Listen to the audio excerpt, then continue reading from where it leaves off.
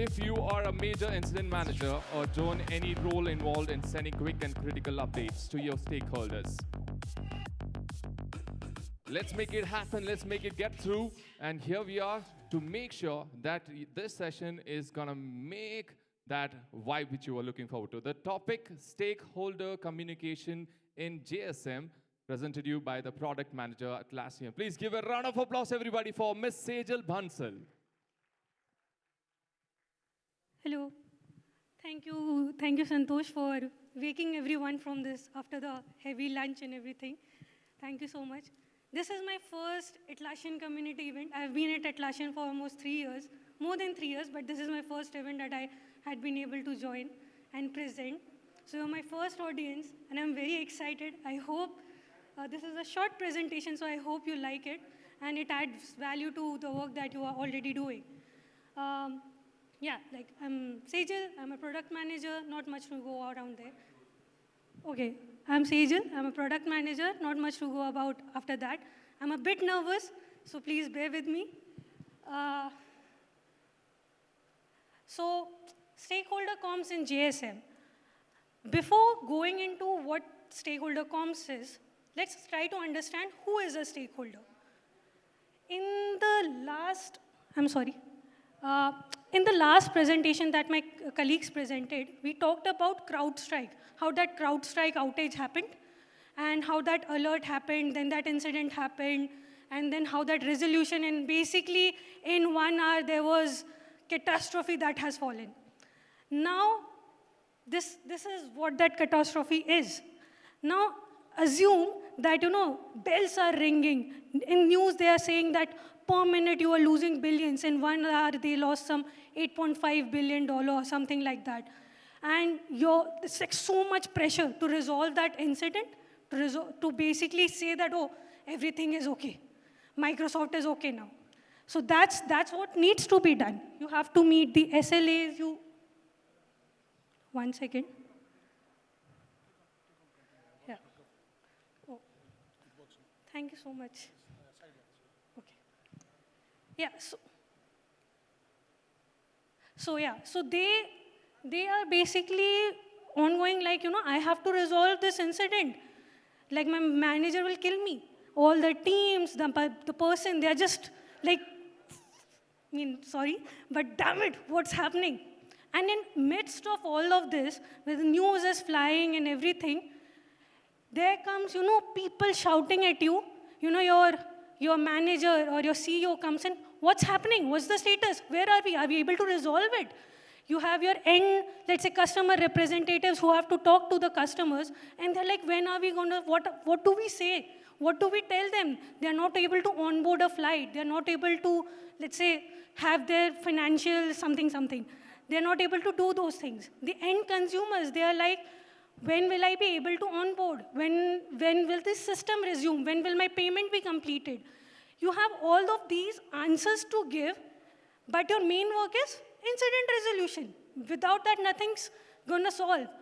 And your time is getting wasted in all of this. Do you think this is needed? Do you think these questions that are being thrown on you, this is needed? Yes, definitely yes. So why is this needed? Why is stakeholder communication? Oh, sorry, just to go back, to close on, this is what we say, these are the stakeholders basically. So these are the person who are not directly involved in resolving it, but they are the ones who are being impacted or who want to know what is going on. So this is what a stakeholder is. So like my friend here said, yes, stakeholder communication is needed, but why? It's needed because, you want to manage the expectations. You want to meet the SLAs. Generally, stakeholder comms, within 15 minutes of an incident, you have to send out the first communication.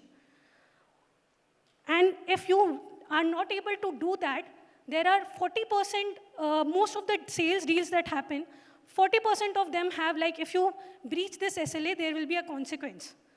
So there's definitely an impact. You have to build trust with your customers, with your vendors, with your partners, internally within the team. You need to build trust. For that, you need transparent communication. You need to let them know what is happening and that you are going to resolve this. And lastly, for yourself, you need to reduce the support load. Otherwise, people are going to keep creating support tickets that, something has broken. So if you are proactively going to go and tell them that, we know this incident has occurred, we are working on it, maybe within an hour, something like that, we'll be able to resolve it. That reduces the load on you, and instead of fighting these support tickets, you can actually spend time on incident resolution. Now, how do you send these stakeholder comms? Currently, maybe you would be doing it through email, through Slack, some social media platform like Twitter. There also they go and say that, WhatsApp is down, Twitter is down, Facebook is down, whatever. So you go and do this. But isn't it a little complicated? You're working somewhere, you have to go someplace else and then communicate it to the stakeholders. 30% of your time goes in this communication. You have to meet that 1 hour, 15-minute, 30-minute SLA, and 30% of your time is going in this communication. Do you actually have this much time to spare? 5% of most incidents are converted into major incidents, and you are spending 30%. And these 5%, these are the incidents which impact almost 90 to 100% of your customers. So basically, you have to give time, and you are spending time. So do you want to do this? Now, we talked about, going separately to each and everyone. Everyone is shouting. My CEO is shouting at me. My customer team is shouting at me. My internal team is saying, where is it? What is it? What's the status? When will be up? Should I go to each of them separately and tell them, yeah, I am fed up of this. I am very tired. I need a simpler solution. How I can do this? That's where JSM comes in. How are we solving this in Jira Service Management currently? To basically tell you this, I'll go through quickly 3 personas. The first persona is an incident manager, Samuel, who is responsible for the entire incident resolution process and also updating the stakeholders about what's happening. The second is Molly Clark. She's the CEO. And she is the one who is responsible for the successful running of the product. She's responsible for the business. She has to know what is at stake. And then, lastly, you have multiple customers who might be impacted, who might be using your product. So they want to know what is happening. So these are the 3 personas that we will be talking about today. Before we go into how JSM is solving this currently, I just want to differentiate into these 2 personas. So one is this Molly. She's a CEO. She's internal to the organization. She might be an agent, a JSM agent, or she might be a JSM stakeholder. We have 2 separate roles in JSM now.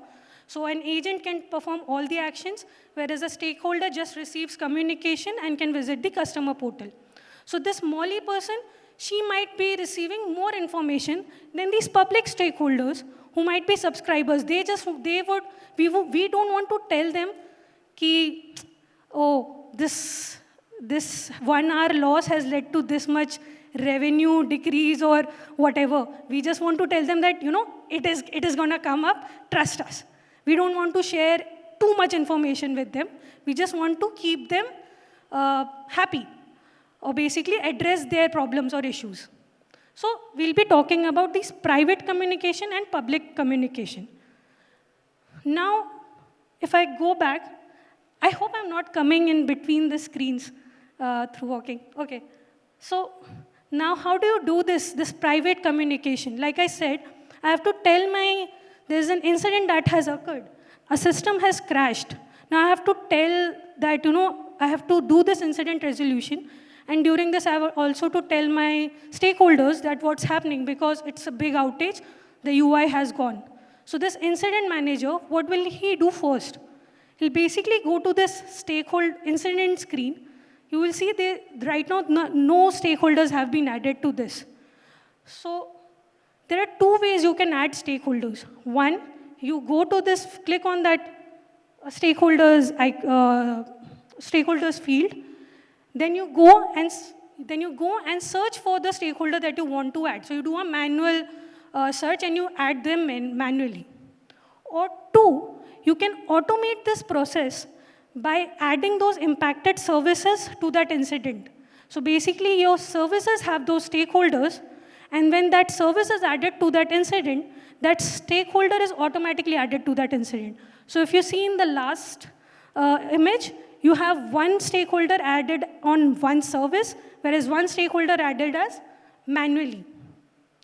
Once you have added these stakeholders, now second step is to send that communication. You have two places in the incident screen from where you can send out the communication. You click on this inform stakeholder.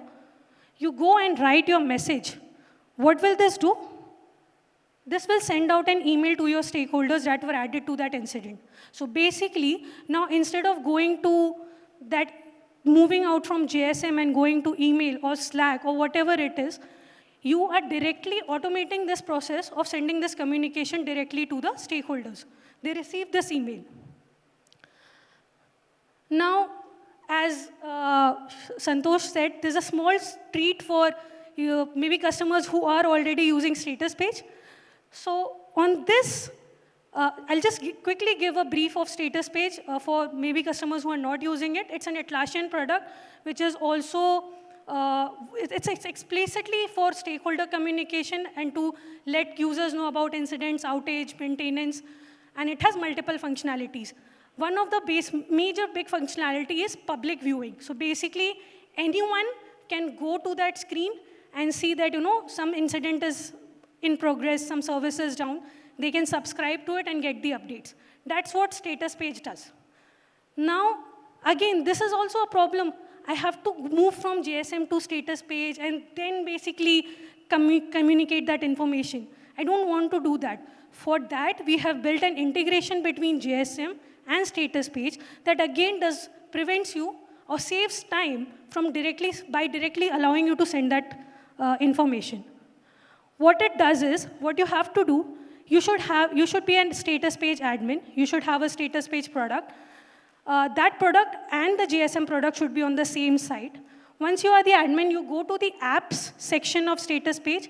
You add Jira Service Management, and you add your project to which you want to link that status page. Once that project has been linked, now status page work is done.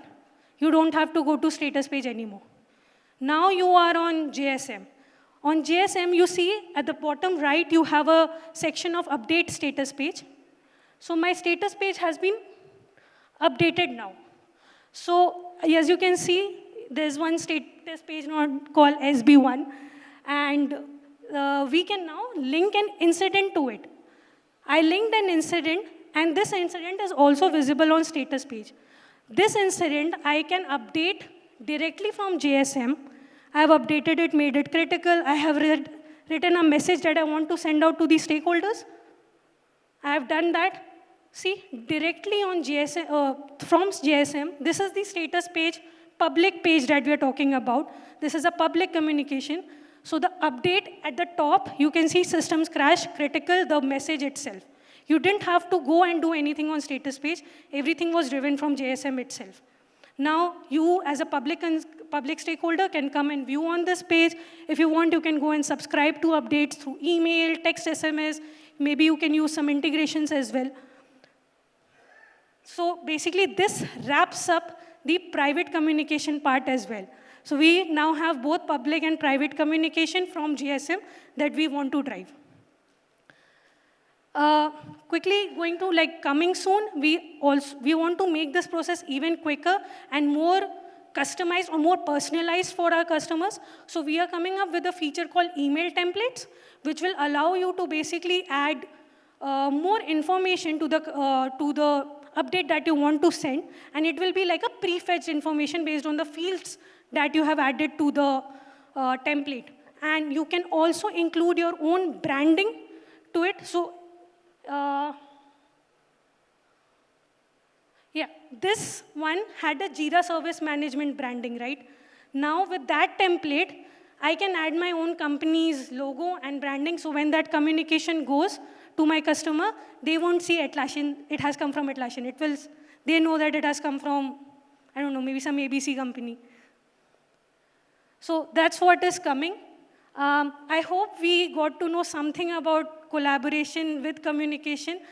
And it was a short one, so for Dheeraj's presentation as well, it should be a good awakening session for everyone as well. Thank you so much. Any questions for me? Can we pass on the mics, please?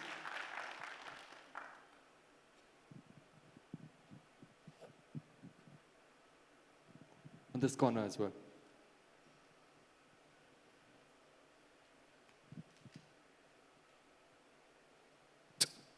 Volume on my mic has gone down. Is it on the monitors or on the speakers? Monitors or speakers? Volume. Kami there. Yeah, questions, please? Yeah. Are you planning to have any role-based stakeholders as well? Because I don't want all the stakeholders to have the same level of information as my manager or my sales team. So like some information is spread out to some stakeholders and others are getting other type of informations. Yes, that is in the roadmap for us. We would like, right now what we have done, sorry. Right now what we have done is we had, like I said, we have one role of agent and stakeholder. So that stakeholder, which is in like someone who does not have like, let's say Atlassian domain, some external domain, and they are added. And for them, we might send some limited information. Whereas when it's an agent, we might want to add more information. So coming to your question, we are trying to see if we can add more levels to the depth of information that we want to share, because I understand we don't want to share everything with everyone basically. So that's what we are trying to achieve on State JSM right now.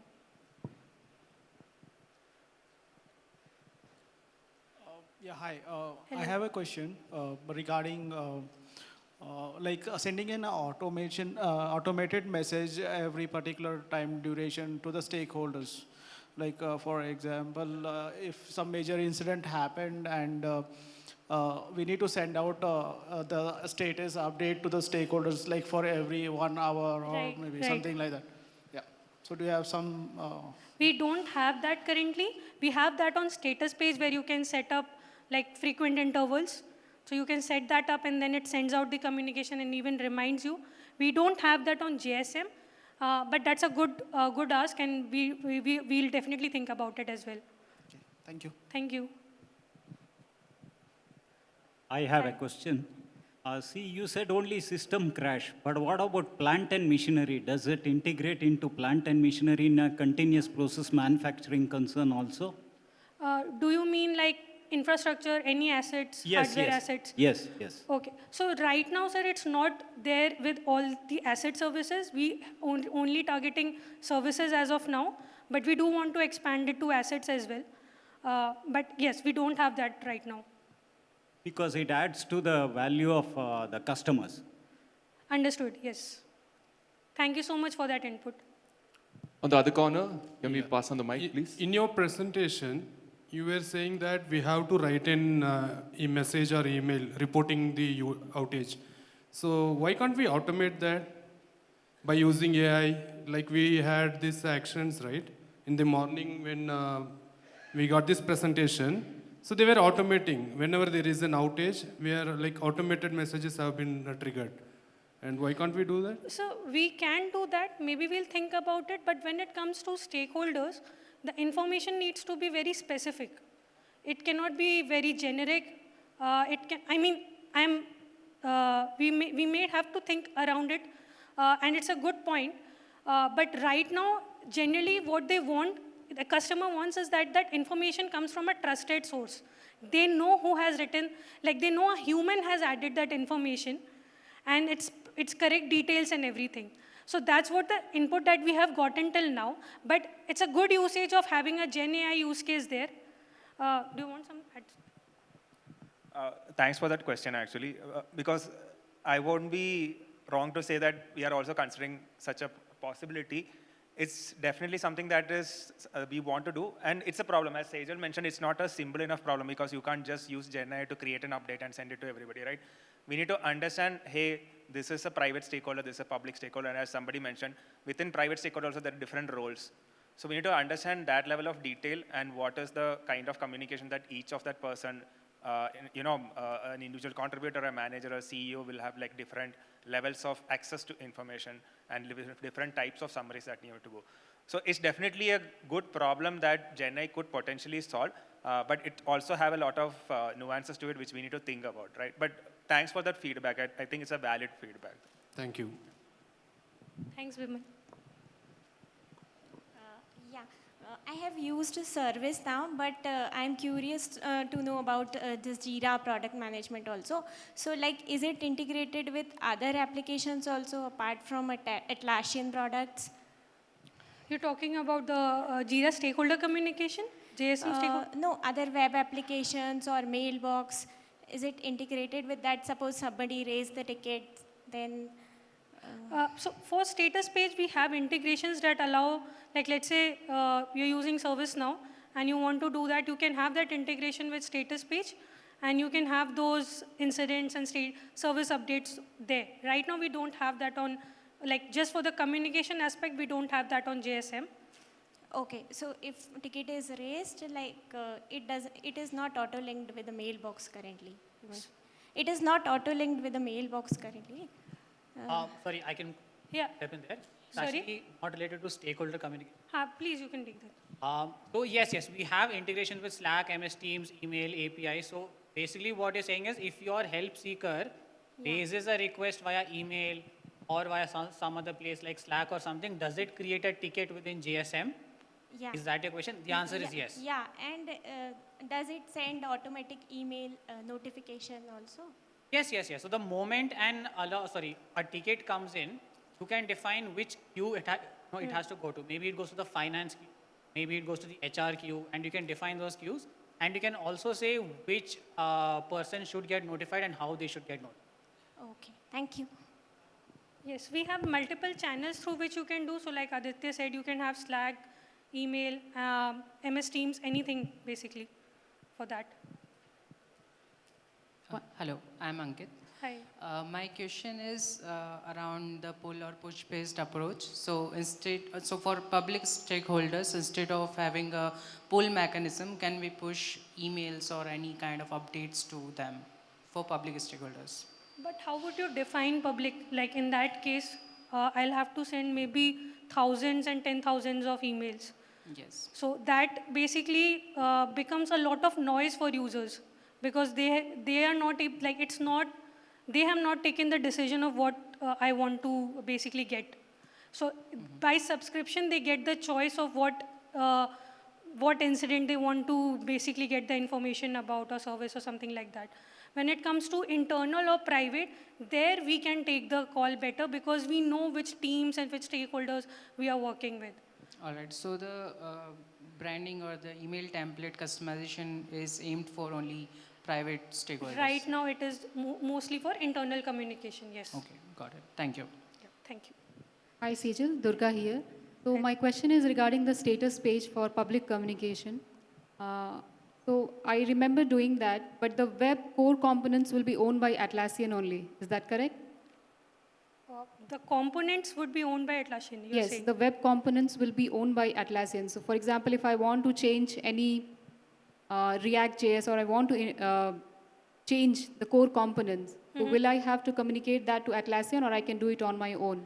When you say components, do you mean? So there are different HTML components on the web page. Huh. Okay, you would have written some blocks also. Do I need to communicate to Atlassian if I want to change it? No, so you already have some form of customization that we are providing. You can look at our API documentation for that. So I think there are some bits that you cannot basically customize, but most of that screen that you're looking at, that HTML, CSS part, you can customize based on what you want. You don't have to communicate it to us. And how does the stakeholder communication looks there? So in case I want some changes or some bug that I found in your core component that you have, how do I communicate to it? You can create a support ticket on status page. And what is the SLA there? I'll have to check that. Okay. Yeah, I am not sure about that. No worries. Thank you so much. Thank you.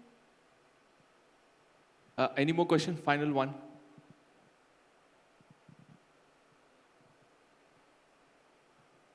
Yes, let's give a round of applause. Thank you, Sejal. That was amazing. There's Thank always R&D which, yes, there is always speech, I'm sorry, we have to talk to each other. And of course, that's the reason we have the support bar. I request you all to please do help yourself and also come along so that we can get your doubts cleared. Thank you. Let's give a round of applause one more final time. And here we are, the next presentation, next session, which is going to be the cross-functional collaborations in today's fast-paced, tech-driven environment. Well, it is presented by the Principal Program Manager at Atlassian, Mr. Dheeraj Khanna. Please, zordar taaliyon ke saath, let's welcome Mr. Dheeraj Khanna. Right. Okay. Thank you, Sejal, for the fantastic session. And didn't feel like it was first time. So thank you for that. A big round of applause for her. And thank you for welcoming with that applause. Can we have this come up?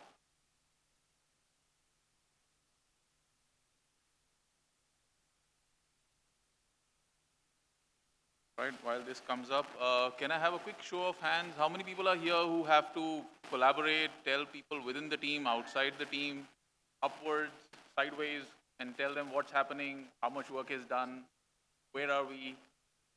Okay, yes. Nice, that's good. So probably what we're going to talk about.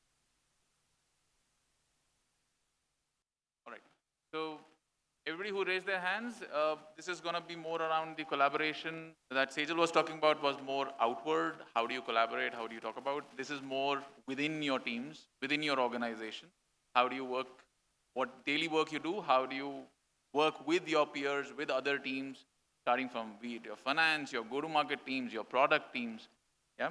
So it's more from that, just to give a mental shift of what we have been talking about and what this session is going to be for. So what does this image look like?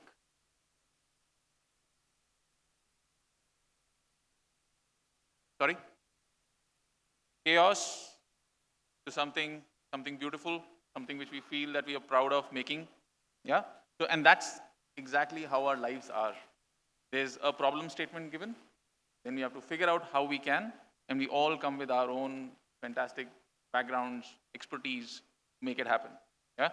But we all have to find some space in that where we have done that part. But can you do it alone? That's the whole point. All right, so we'll go through certain parts of this. I see a mixed crowd. People have started their job. Some people have been there for 5-10 years. Some people have been there longer. So let's see a quick trend, how the whole industry has evolved in the past. So when I started working, it was more about do the new. Make new web applications, make new systems, get onto servers, make portals. We dabbled with new technology. That very quickly changed into do fast. We all have seen the world of agile transformations. Let's do it now. Let's not write documents. Let's do sprint planning and do faster. Yeah, all of that led to a lot of technology that we all have been integrating and now maintaining and using our other products for servicing. We're living in the era now, which is do now. You just need it because AI can do it. You just need to give a prompt. You don't have to make it, and you get it there. Yeah? And we all are latching onto that and going to live in that kind of a world. So we all need to thrive in that world. How do we go about that? From an idea to an outcome. Yeah? Isn't that our daily job? There is an idea, whether it is your own or somebody is giving you, you have to get to an outcome. We would love it if it just happens. We live in a matrix organizational setup where everybody has specific skills, disciplines that they have to come in and give contributions to, right? On a daily basis, you can relate to how many people you have to talk just to get one requirement clarified. You know you can do it, but somebody has to approve. Somebody has to say, yes, this makes sense. Yeah? Now, how do you thrive in such a, I call this as chaos. And the thriving and living in chaos, I think, is part and parcel of our lives. So this particular, what does this image look like? Has anybody gone for any trekking, any hikes? Yeah? Have you guys gone with a group or have you guys gone solo? Yeah, usually there's some guide, as in first time when you go, you don't usually go solo. There's some guide who tells this is how we're going to go. That's the summit we're going to go to. If somebody has done base camp, you would know how that whole thing is structured, right? So setting your eyes on the goal is the key for any idea to come to fruition. Yeah, that's the first step. So let's remember that setting a goal is important. The next is to kind of chart a course to this particular summit and figure out how do we get there, right? There'll be somebody in the team, there'll be a tech lead, there'll be a designer, there'll be a project manager. Yeah, somebody will be defining that this is how we're going to do. That's what we call road mapping or putting a plan through. Most of the time, the plans don't come to fruition the way you have thought, but it's always good to know. Yeah, going on to a hike, not knowing how you're going to get there is very unsettling. So there has to be something to refer to, right? Know how you're going to traverse that, and then figure out how it changes. But does that, just having a goal and a roadmap, does it take you to success? Does it get you where you want to? As in, has it ever worked? I know what I want. I know how I will go there. Have I ever gotten there? Take Bangalore traffic, for example. We all know Google Maps says 1 hour, 15 minutes. We reach in almost 2 hours. Yeah? So there's always a plan. It never works. What makes it work? Yeah? I'm a best engineer. You tell me I can make it.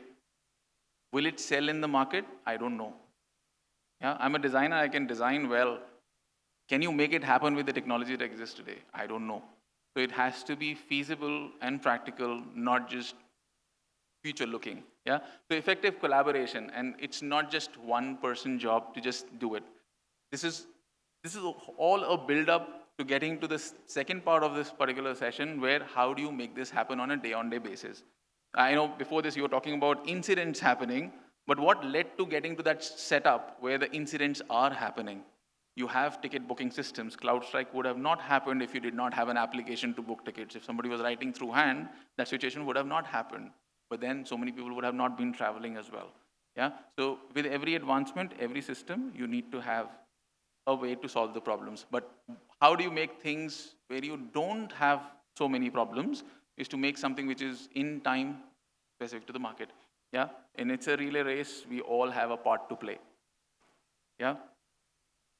But why does it matter? Why does it matter? It's a fast-paced world. I think there's a lot of stuff written there, but it's complex, it's fast-paced. We need to get there together. Yeah? You guys can relate to this? Everybody has a point of view.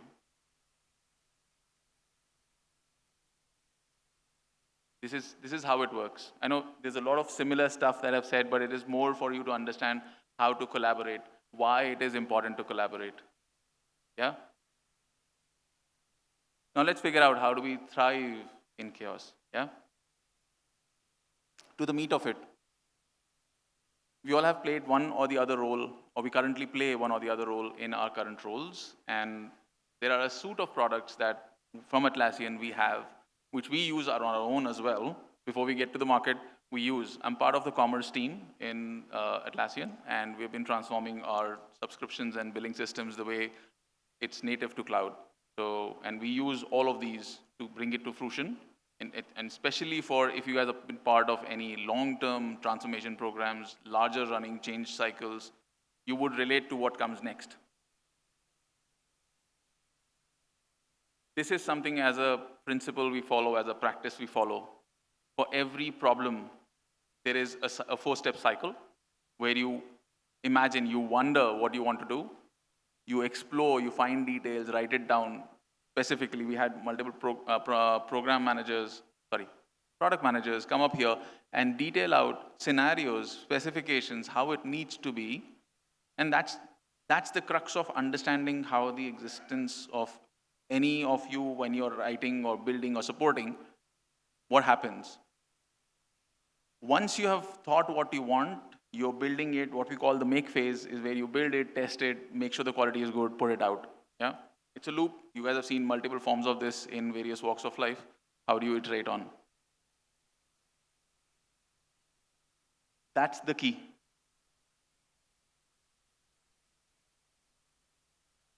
You would have been asked of many of these from customer feedback. How do you give customer feedback? How do you get it? How do you plan?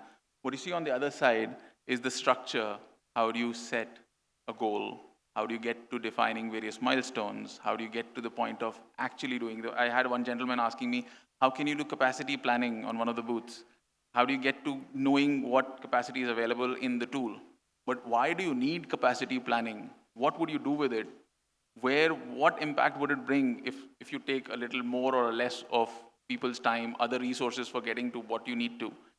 Understanding the impact of that on the final outcome, the output, and how it's going to be in the market. Yeah? Now let's get to certain best practices, how this can be, you guys can use it. We use it for our own transformations. This is a broad structure. Let's spend some time on this. What you see on the top is the top goal. All of our organizations have business leaders, execs, who set the goal. Let's go ahead and get 1 million subscribers. If you're a blogger or a YouTuber, you want 1 million subscribers. How do you get there, right? You break it down into goals, you break it down into activities. If you're a developer, what you see is the bottom part of it. You get your tasks. How are the tasks coming to you? Who's breaking it down? Who's telling you what needs to be done when? Especially when you have a larger scale of operation. Yeah? So just have that mental map of this cascade. There's a top-end goal. You have broken down into your ideas, and now you're getting into actual execution. Many of you will be very, very familiar with Jira, how you have epics, how you have tasks, and what you need to do. How many of you have seen where it rolls up to once you finish it and how you have deployed your code? What happens once you've deployed your code? Yeah. There are teams which are waiting for that to happen, then you want to use that. So if I can have a slight bit of a mental shift, you are in a new program which is just getting built. There is somebody is imagining some journeys. You're building a new web application or a mobile application. You need to know on a day-on-day basis what needs to be done. This particular diagram talks mostly about that. Look at the top section. We have a product called Atlas, which is basically used for goal setting. And you can define your goals, give progress updates to that, and use that for all stakeholder management upward. These are not external stakeholders, these are your internal stakeholders. If you're part of a product organization or if you're part of any service organization, you would want to roll up how the work has progressed. Yeah? So having ideas where you precipitate what you want to do, that goes into your backlog, which you work on a daily basis. Where is that being fed from? Somebody's thinking, somebody's breaking down into what designs, what stories, and giving you. And then it gets into your backlog. You work on it. You do your delivery, do your deployment. Then what? Then comes the go-to-market teams. Then comes the finance teams, the other teams which take that to the market, final sales, and see how it works. And then give you feedback to how to make it better. Yeah, so this is how the tool looks like. This is our Atlas, where you can go ahead and create goals. Those goals, you can give updates to the specific how you're performing for those milestones or the goals that you've defined. You can specify your details in terms of where are the build-up of that work that can go to, which are the teams that will be supporting that or will be contributing to it. This is all while you're thinking what you need to do. This is where you put down the ideas, you give your details, you give your specification, what kind of work, what kind of impact would it create, what kind of teams will be part of it, what do you need to do. This is what will drive your storyboards. This is what will drive what the details need to go down. Yeah? At the bottom, what do you see? You can also link your actual work that once you get to the stage of defining the work, it gets to your delivery where you can link, you can see your epics, you can see your progress. There's one somebody at the booth asking for, how do you do this? We have bought the new license for JPD. How do you go about using it? How do you do roll-ups? How do you do work management? This is how you do it.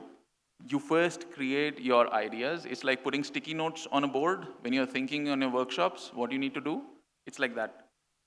And that's how it comes to. Once you've put in all your ideas, you can categorize them. What do you need now? What do you need in future? Looks very similar to a Jira backlog in a Kanban view mode, but this is more for you to when you're ideating. You don't know whether you have already precipitated, you want to do it now, you have details, you have the final level instructions to write the code or the integrations for the API. Yeah? Now, with that, you get into the prioritization part of it. How do you say which work should I do now versus later? This is more of that mechanics which JPD as a tool, Jira Product Discovery, as a tool gives you the option for you to giving the various prioritizations, scorings, and then what will it impact. This will help a lot of non-technical teams who are not actually writing the code or looking at which component is getting deployed, which UI is going to get done when, but this is more of a roll-up. So imagine a world where work is happening and you're getting auto roll-ups and you're getting updates of what the work is happening and how it is impacting and giving insights onto your progress and the goals. As the work goes by, you start seeing details. You can link your epics initiatives in Jira. Yeah? Jira Advanced Roadmaps gives you a much more extensive view in which you can do a lot of automation to creating subtasks and aligning how you get from a thought to a actual outcome and align various teams. All of this makes sense when you have teams which are spread. You have 5, 6 different departments, you have multiple teams across geographies. That's where this collaboration truly makes any sense or help you do that.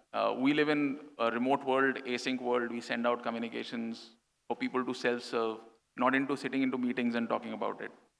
Yeah?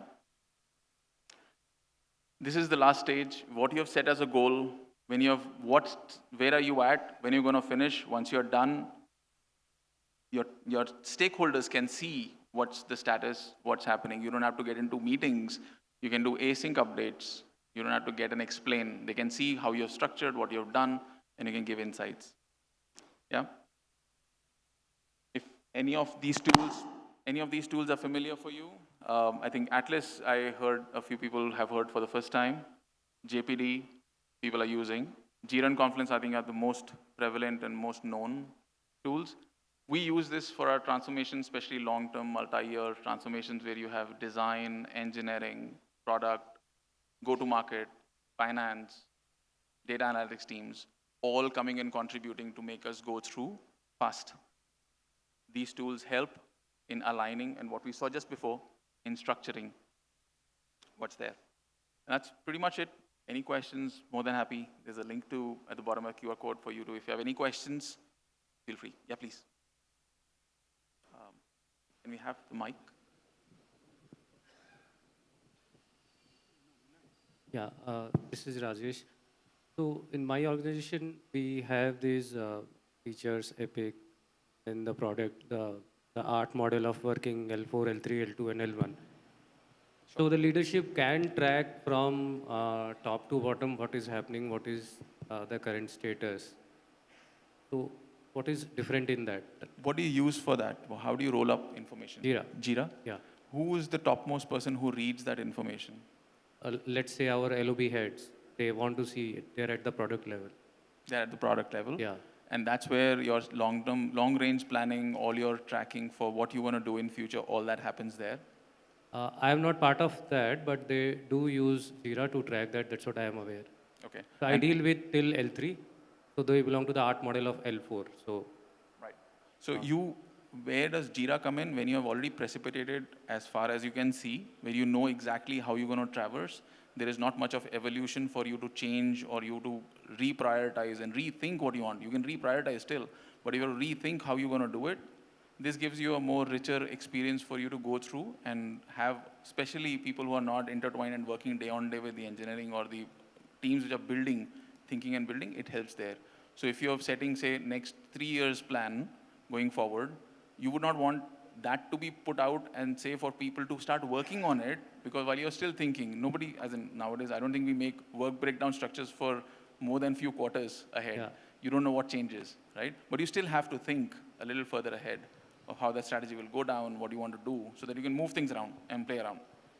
So you are saying this brings more agility in our planning execution compared to what we have been. It brings more semblance to how you do your planning and bringing back people to why something changed and what was the structure earlier and where you are now. Otherwise, what you would mostly, and I can be wrong in this, but mostly what you would have either a Confluence page or a Google Doc or a presentation where something is being shown to the execs and you're talking about it and then a feedback comes in, you change that, but it always lives there or in a closed group. When you have to pass it down to your teams which actually have to implement it, it's a lot of cognitive load that has to be passed down. Nobody knows what went through, what options were considered earlier, rejected, and now we are where you are. You chose a product. It still doesn't fit your your roadmap, can you challenge that? How do you know what was considered in the previous journey? Why something was discarded? So one example, but it gives you that whole structure in terms of how you came to where you came to and what the background was. And what about licensing? Again, do we have to go for a separate license for this? These are separate products and they have separate licensing. Okay, thank you. Sure, thanks. Questions?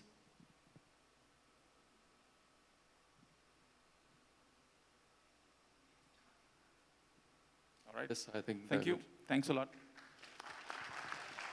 Planning for the agenda, and also if comes to the place where we're going to entertain ourselves, very important that we'll start off with this beautiful drum circle. Are you all ready? Okay, how many of you just been watching somebody doing the drumming and we just hear it? We all do that. We have been spectators for a very long time. How about I make sure that you are the performers today? Arey, kuch to karenge.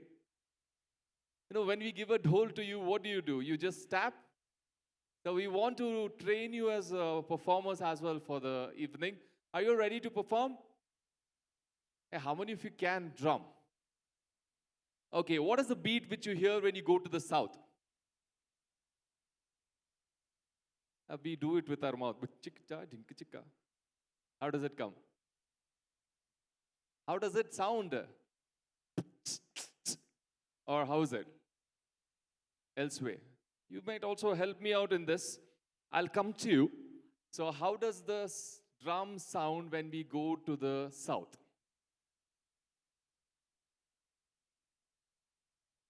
Kind of traditional. So basically meant we love it, whatever it is, right? Marriage is nice, sir. Why did you go to marriage? Let's be single for the night. Yes, how does the sound south and the south? Ah, sir, try.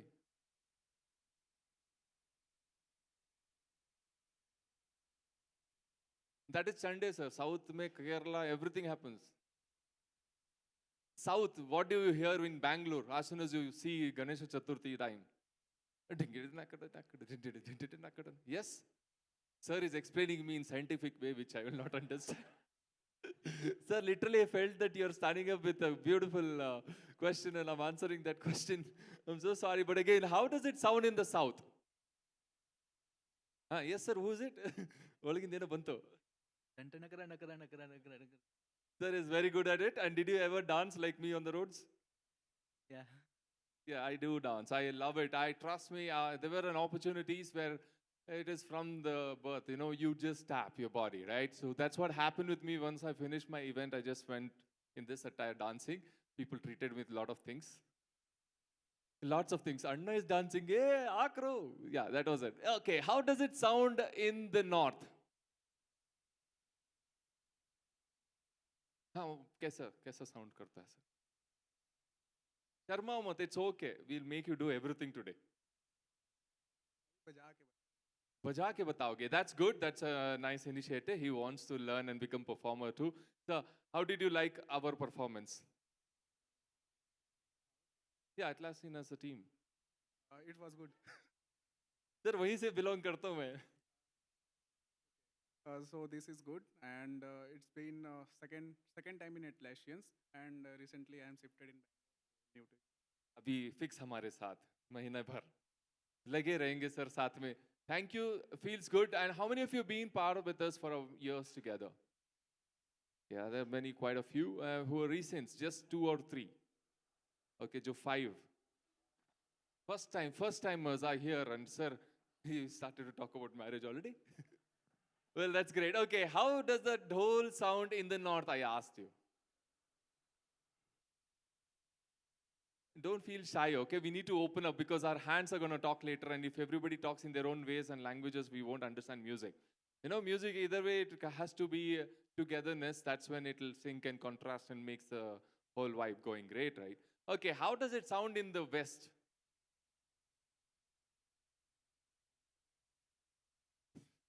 Sir का तो कहीं कहीं से निकल रहा है sound. That's good.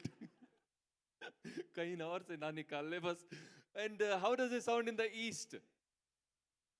No idea at all. People who are from East India. Yeah, hi sir, कैसा सुनाई देता है sir when you are in your hometown?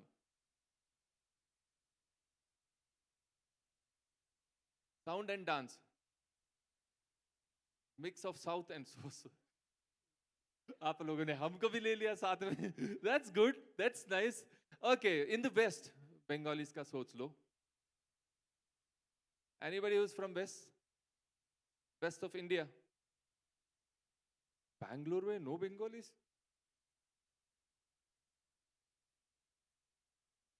Okay, Bengalis are from the east. I'm trying my best to understand my people. They're not replying. I think I'm the smartest. They're saying, yes, you are the. तो वही चल रहा है sir. I wanted you to जुगलबंदी because यहाँ पे we will make sure you are part of our performance as well. Yes, what do you say? What do you think? We can teach you something which you can go to someone's birthday party and show, मुझे पता है, मुझे आता है. Yeah, we always showcase that kind of a talent outside, anywhere and elsewhere. Okay, so guys, it's simple. Can I teach you something basic which will come out from your mouth, okay? Yeah, don't spit. Okay, don't spit. It just, once the air comes out of your mouth, you need to constrict it, okay? Try, it's okay. नहीं करना है. Okay, another thing, it's called as a snare. It's called as a snare.